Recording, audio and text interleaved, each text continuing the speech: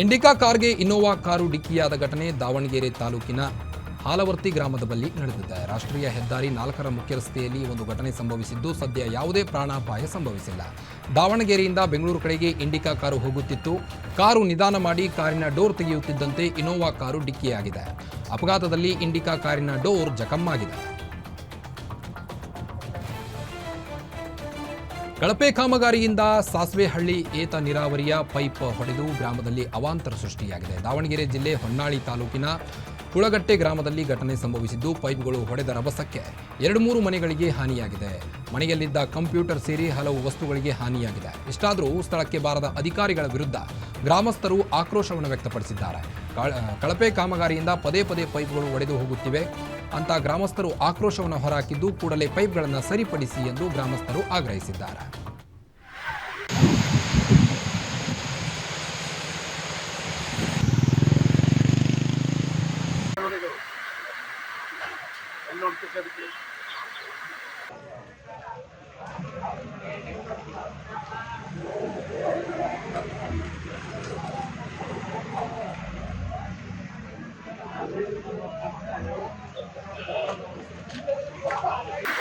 ಈ ಕಮ್ಮಿ ಕೂಡ ವಿಚಾರ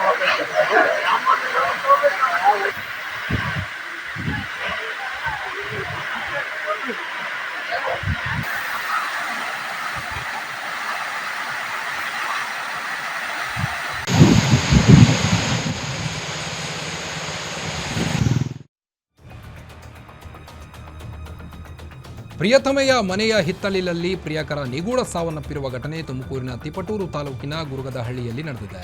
25 ವರ್ಷದ ಹರ್ಷ ಮೃತ ಯುವಕ ರಮೇಶ್ ಎಂಬುವರ ಮನೆಯ ಹಿತ್ತಲಿನಲ್ಲಿ ಮರಕ್ಕೆ ಹೊರಗೆ ನಿಂತಿರುವ ರೀತಿಯಲ್ಲಿ ಮೃತದೇಹ ಪತ್ತೆಯಾಗಿದೆ. ಬೆಂಗಳೂರಿನ ನೆಲಗದರನಹಳ್ಳಿ ತಂದೆ ತಾಯಿಯೊಂದಿಗೆ ಹರ್ಷ ವಾಸವಿದ್ದನು.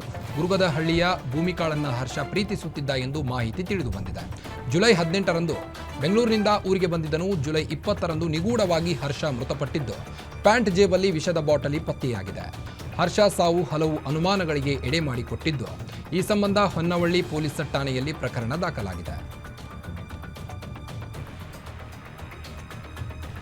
ಕೌಟುಂಬಿಕ ಕಲಹ ಹಿನ್ನೆಲೆ ಕತ್ತು ಕೊಯ್ದುಕೊಂಡು ವ್ಯಕ್ತಿ ಸಾವನ್ನಪ್ಪಿದ್ದಾನೆ. ಬೆಳಗಾವಿ ತಾಲೂಕಿನ ಹೊನ್ನಹಾಳ ಗ್ರಾಮದಲ್ಲಿ ಈ ಒಂದು ಘಟನೆ ಸಂಭವಿಸಿದೆ.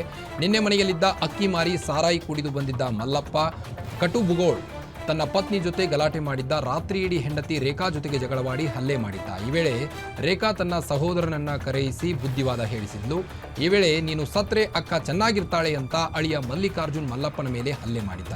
ಹೀಗೆ ಹೇಳ್ತಿದ್ದಂತೆ ಕ್ಷಣಾರ್ಧದಲ್ಲೇ ಕತ್ತು ಕೊಯ್ದುಕೊಂಡ ಮಲ್ಲಪ್ಪ ತೀವ್ರ ರಕ್ತಸ್ರಾವವಾಗಿ ಸಾವನ್ನಪ್ಪಿದ್ದಾನೆ. ಮಲ್ಲಪ್ಪ ಸಾಯುತ್ತಿದ್ದಂತೆ ಅಳಿಯ ಮಲ್ಲಿಕಾರ್ಜುನ್ ಪರಾರಿಯಾಗಿದ್ದಾನೆ. ಘಟನಾ ಸ್ಥಳಕ್ಕೆ ಮಾರಿಹಾಳ್ ಠಾಣೆ ಪೊಲೀಸರು ಭೇಟಿ ನೀಡಿ ಪರಿಶೀಲನೆಯನ್ನ ನಡೆಸಿದ್ರು. ಒಂದೇ ದಿನದ ಅಂತರದಲ್ಲಿ ಒಂದೇ ಕುಟುಂಬದ 2 ಯುವತಿಯರ ಸಾವನ್ನಪ್ಪಿದ್ದಾರೆ. ಚಿಕ್ಕಮಗಳೂರಿನ ಎನ್ನಾರ್ಪುರದ ತಾಲೂಕಿನ ಕೆ ಕಣಬೂರು ಗ್ರಾಮದಲ್ಲಿ ಈ ಒಂದು ಘಟನೆ ಸಂಭವಿಸಿದೆ. ಕಣಬೂರು ಗ್ರಾಮದ ಮಂಜಯ್ಯ ಎಂಬುವರ ಮಕ್ಕಳು ಸ್ಫೂರ್ತಿ ಹಾಗೂ ಸ್ವಾತಿ ಒಂದು ದಿನದ ಅಂತರದಲ್ಲಿ ಸಾವಿಗೀಡಾಗಿದ್ದಾರೆ. ಸ್ಫೂರ್ತಿ ಹಾಗೂ ಸ್ವಾತಿಗೆ ಜ್ವರ ಅಂತ ಎನ್ನಾರ್ಪುರ ಆಸ್ಪತ್ರೆಗೆ ದಾಖಲಿಸಲಾಗಿತ್ತು. ಬಳಿಕ ಕೈಕಾಲು ಊದಿಕೊಂಡಿದ್ದ ಹಿನ್ನೆಲೆ ಹೆಚ್ಚಿನ ಚಿಕಿತ್ಸೆಗೆ ಅಂತ ಶಿವಮೊಗ್ಗದ ಮೆಗ್ಗಾನ್ ಆಸ್ಪತ್ರೆಗೆ ದಾಖಲಿಸಲಾಗಿತ್ತು. ಯುವತಿಯರನ್ನ ದಾಖಲಿಸಲಾಗಿದ್ದು ಒಂದು ದಿನದ ಅಂತರದಲ್ಲಿ 2 ಸಾವಿಗೀಡಾಗಿದ್ದು ಮಂಜಯ್ಯ ಅವರ 3ನೇ ಮಗಳಿಗೂ ತೀವ್ರ ಅನಾರೋಗ್ಯ ಕಾಡ್ತಿದೆ.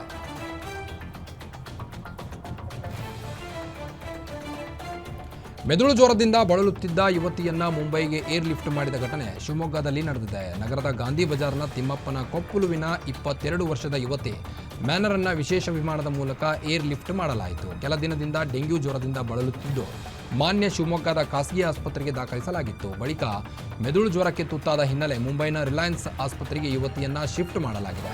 ಗಾಂಧಿ ಬಜಾರ್ನ ಮನೋಜ್ ಮನಿಷಾ ದಂಪತಿ ಪುತ್ರಿ ಮಾನ್ಯ ಆಗಿದ್ದು ಖಾಸಗಿ ಆಸ್ಪತ್ರೆಯಿಂದ ಏರ್ಪೋರ್ಟ್ಗೆ ಶಿಫ್ಟ್ ಮಾಡಲು ಪೊಲೀಸರಿಂದ ನೆರವು ಪಡೆದುಕೊಳ್ಳಲಾಯಿತು.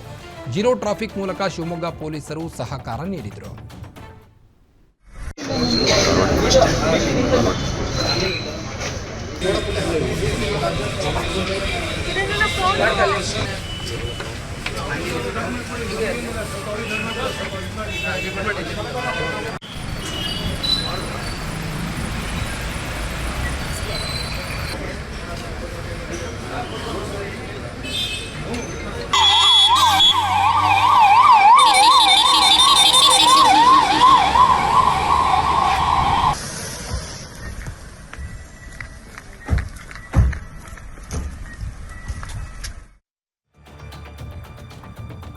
ಬಾಗಲಕೋಟೆಯಲ್ಲಿ ಆಲ್ಟೋ ಕಾರಿನ ಮೇಲೆ ಲಾರಿ ಪಲ್ಟಿಯಾಗಿ ಇಬ್ಬರು ಸಾವನ್ನಪ್ಪಿದ್ದು ಓರ್ವನಿಗೆ ಗಂಭೀರ ಗಾಯವಾಗಿದೆ. ಸೀಮಿಕೆರೆ ಬಳಿಯ ರಾಷ್ಟ್ರೀಯ ಹೆದ್ದಾರಿಯಲ್ಲಿ ಘಟನೆ ಸಂಭವಿಸಿದ್ದು 35 ವರ್ಷದ ರಮೇಶ್ ಹುಗಾರ್ ಮೃತಪಟ್ಟ ವ್ಯಕ್ತಿ. ಕೆಸನೂರು ಪೂಕೆ ಗ್ರಾಮದ ಹಿರಿಯ ಪ್ರಾಥಮಿಕ ಶಾಲೆಯ ಎಸ್ಡಿಎಂಸಿ ಅಧ್ಯಕ್ಷನಾಗಿದ್ದ ರಮೇಶ್ ಹುಬ್ಬಳ್ಳಿ ಕಡೆಗೆ ಹೊರಟಿದ್ದ ವೇಳೆ ಕಾರು ಬೈಕ್ ಅಪಘಾತ ಸಂಭವಿಸಿದೆ. ಸ್ಥಳಕ್ಕೆ ಕಲಾದಗಿ ಠಾಣೆ ಪೊಲೀಸರು ಭೇಟಿ ನೀಡಿ ಪರಿಶೀಲನೆಯನ್ನು ನಡೆಸಿದ್ದಾರೆ.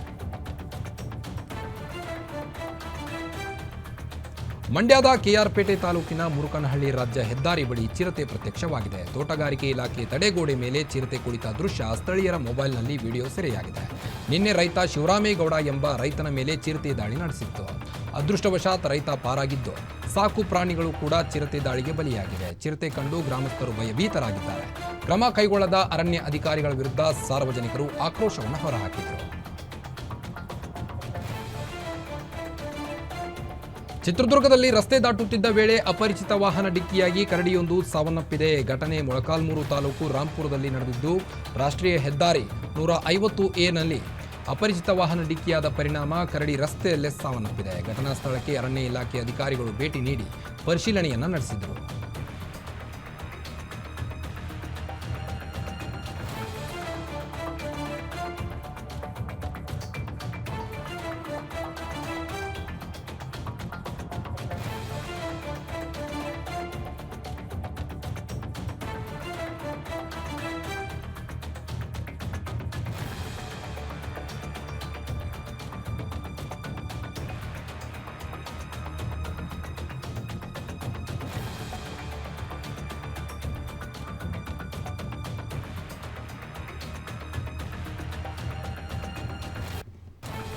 ಯಾದಗಿರಿ ನಗರದ ಸರ್ಕಾರಿ ಪದವಿ ಕಾಲೇಜಿನಲ್ಲಿ ವಿದ್ಯಾರ್ಥಿಗಳು ಸ್ನೇಹಿತರ ಶರ್ಟ್ ಮೇಲೆ ಆಟೋಗ್ರಾಫ್ ಹಾಕಿಕೊಂಡು ಸಂಭ್ರಮಿಸಿದರು. ಅಂತಿಮ ವರ್ಷದ ಪದವಿ ವಿದ್ಯಾರ್ಥಿಗಳಿಂದ ಸ್ನೇಹಿತರ ಶರ್ಟ್ ಮೇಲೆ ಇಷ್ಟದ ಬರಹ ಬರೆಸಿಕೊಂಡರು. ಕೊನೆಯ ಪರೀಕ್ಷೆ ಮುಗಿದ ಬಳಿಕ ಸ್ನೇಹಿತರ ನೆನಪಿಗಾಗಿ ಇಷ್ಟದ ಬರಹ ಬರೆದು ಆಟೋಗ್ರಾಫ್ ಹಾಕಿಸಿಕೊಂಡರು. ಈ ಕುರಿತು ಮಾತನಾಡಿದ ವಿದ್ಯಾರ್ಥಿಗಳು, ಸ್ನೇಹದ ನೆನಪು ಚಿರಕಾಲವಿರಲಿ ಅಂತ ಬರೆದಿರುವ ಶರ್ಟ್ ಇದು. ಇದನ್ನ ನಮ್ಮ ಸ್ನೇಹದ ನೆನಪಿಗಾಗಿ ಹಾಗೆ ಇಡ್ತೀವಿ ಎಂದರು.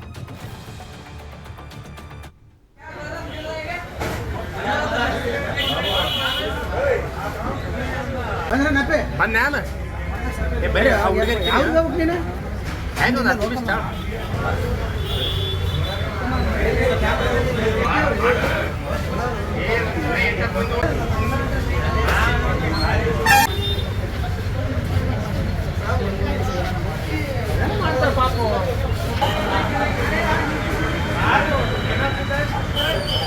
ಇಲ್ಲಿ ನಮ್ಮ ಕಾಲೇಜಿನಲ್ಲಿ ಇವತ್ತು ನಮ್ಮದು ಲಾಸ್ಟ್ ಸೆಮ್ ಎಕ್ಸಾಮು.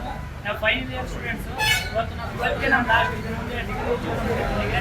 ಹಾಗಾಗಿ ನಾವು ಸ್ನೇಹ, ಅಣ್ಣ ತಂಗಿ ಸಂಬಂಧ, ಬ್ರದರ್ ಸಿಸ್ಟರ್, ನಮ್ಮ ಸ್ನೇಹಿತರು ಎಲ್ಲರೂ ಚಿರವಾಗಿರಲಿ. ನಮ್ಮ ಸ್ನೇಹಿತರು